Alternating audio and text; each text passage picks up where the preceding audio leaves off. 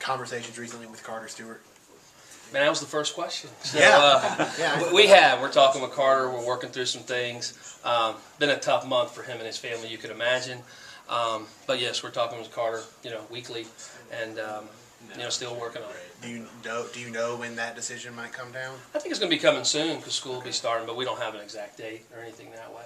Coach, walk us through the process of hiring Coach Foxhall, and what kind of stood out about him that you felt like was a good fit for Mississippi State?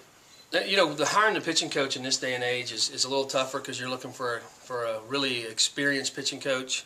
You're looking for a guy who takes care of arms and has arm care, and then a good fit for your staff. And I don't know if people realize, but me and Coach Foxhall, we played our whole career against each other and coached against each other for about, I'd say, 16 years at our rival schools, and we're right in town. So the Citadel and the College of Charleston were pretty good rivals. So I've known him a long time. I trust him. I know how good a guy he is. We've always had a great relationship, and that's not very common when you have rival schools. So being able to keep that relationship over the years has been huge.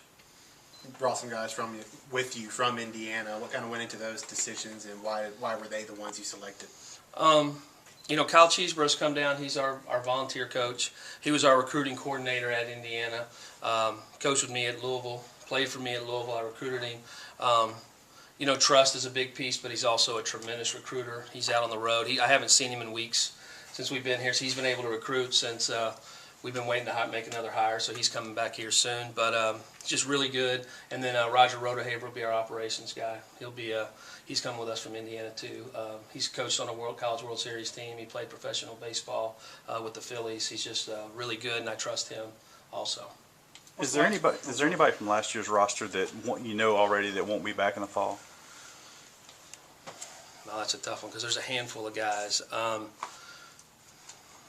would have to think. I think Graham Ashcraft maybe is one. Hunter Van Sal's transferring out, so we had a couple guys there. What about Luke Alexander? Luke, we're working through some things right now. I can't really comment on too much on that, but just trying to work on some things in that area. What's the last few weeks been like? You settled in? What's kind of going on in your world right now? It's been a lot because there's a lot of pieces that you're getting ready for the fall. You're taking care of recruiting. Recruiting has gone in so many areas. We're trying to take care of this year's team, the 2 first-rounders, getting this roster ready, but you're also working on your 2019, 20, 21 classes. I went out and saw everybody, or a lot of them, for a shorter period of time, and then just trying to build that relationship with those kids has been huge.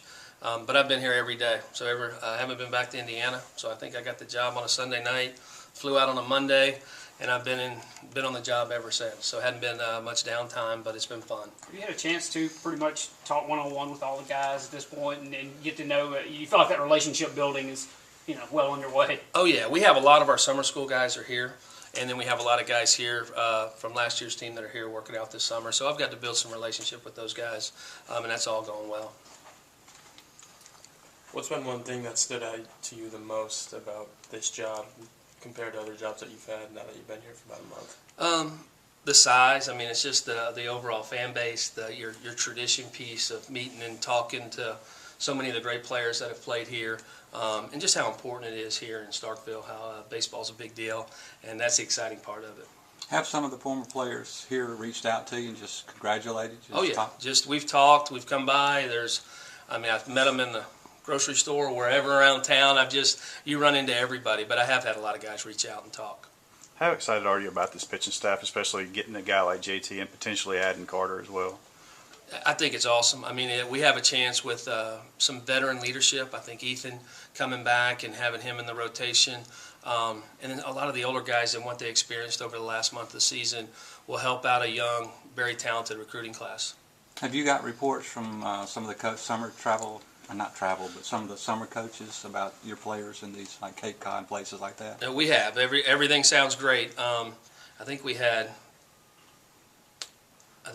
Foscue and Allen beat Westburg last night, even though Westburg had a jack. So we've been going back and forth. I think they're giving him a hard time. But we've just seeing those guys and talking to those guys, and we've had a lot of conversations on the phone or through text.